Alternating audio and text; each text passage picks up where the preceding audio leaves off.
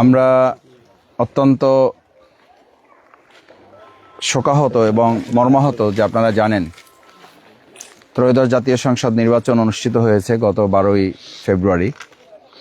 নির্বাচনকে সামনে রেখে আমাদের বাউফলে আমরা একটা ইতিবাচক প্রতিযোগিতার জন্য চেষ্টা করেছি। আলহামদুলিল্লাহ, আল্লাহ তাআলা আমাদেরকে সাহায্য করেছেন এবং জনগণের ভালোবাসায় আল্লাহ তাআলা আমাদেরকে মেহেরবানি করে তিনি বিজয় দান করেছেন।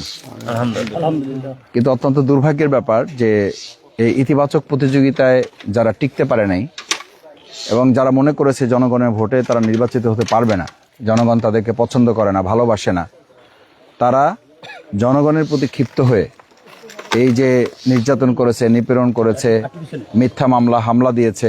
পাশাপাশি এই যে বাড়িটাতে আমরা অবস্থান করতেছি, আমাদের কেশাপুর ইউনিয়নের এই বাড়িটাতে, এই মোল্লাবাড়ি যেটা, এই বাড়িটা আজগর মোল্লাবাড়ি, এই বাড়িটাতে তারা আগুন দিয়ে পুরো ঘরটা একদম মানে থালা বাটি মানে কাপড়িস পর্যন্ত জ্বলে গেছে। অর্থাৎ এটা কোনোভাবে রক্ষা করার মতো কোনো ব্যবস্থা তারা করতে দেয় নাই, মানে কেউ যে এসে সহযোগিতা করবে সেই সুযোগটাও তারা করতে দেয় নাই। এতটা নির্মম, নিষ্ঠুর এবং ভয়াবহ নির্যাতন তারা চালিয়েছে।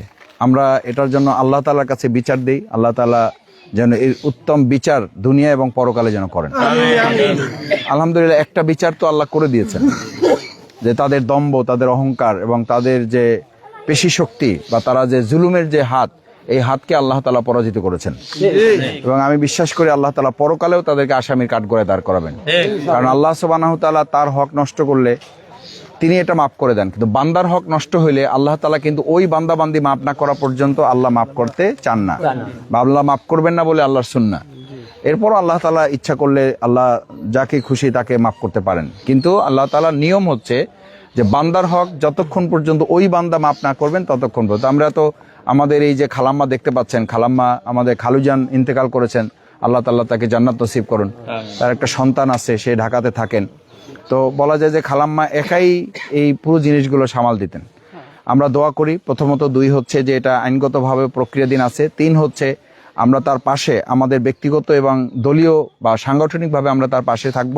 পাশাপাশি আমরা যেহেতু জনগণের সেবক হিসাবে দায়িত্ব আল্লাহ তাআলা আমাদেরকে অর্পণ করেছেন, জনগণ তাদের পবিত্র আমানতের মাধ্যমে আমাদের উপরে এই দায়িত্ব অর্পণ করেছেন, আমরা উপজেলা প্রশাসনের মাধ্যমে আমাদের পক্ষ থেকে এখানে ঘর নির্মাণের যে ব্যবস্থা করা দরকার সেই ব্যবস্থা আমরা করে দেবো ইনশাআল্লাহ।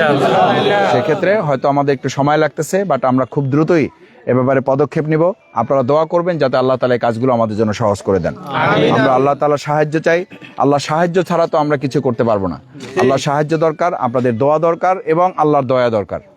আল্লাহর দয়া এবং আপনাদের দোয়া নিয়ে আশা করি আমাদের বাউফলে এরকম আরো বেশ কিছু ঘরবাড়ি কোথাও ভেঙে দেওয়া হয়েছে, কোথাও কোপানো হয়েছে, কোথাও জ্বালিয়ে দেওয়া হয়েছে, কোথাও দোকানপাট ভাঙচুর করা হয়েছে, কোথাও আমাদের ভাইদেরকে, এই আমার সাথে এখানে যারা আছেন এদের মধ্যে অনেকে আছে, শারীরিকভাবে তাদেরকে আঘাতপ্রাপ্ত করা হয়েছে, কেউ এখনো চিকিৎসাধীন আছে। এই সব ভাই বোনদের জন্য আমরা দোয়া করি। আমাদের মা বোনেরা অনেক কষ্ট করেছেন, তাদের জন্য আমরা দোয়া করি। আমরা এলাকা ভিত্তিক সকল ইউনিয়ন ওয়ার্ডগুলোতে আমরা যাচ্ছি, আমাদের এই সমস্ত নির্যাতিত নিপীড়িত মানুষদের পাশে দাঁড়াচ্ছি।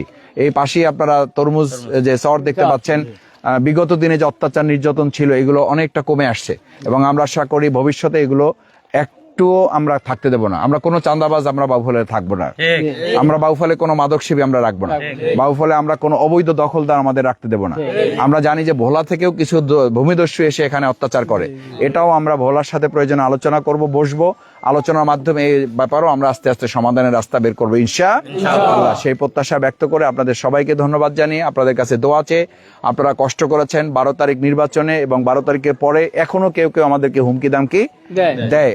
দেখেন, হুমকি দামকি 12 তারিখই কাজে লাগে আর কাজে লাগবে ইনশাআল্লাহ। তারা অনেকে কেউ কেউ এটা বলে যে আমরা উপরে আছি, আমাদের উপরে কে? আল্লাহ তাআলা আছে।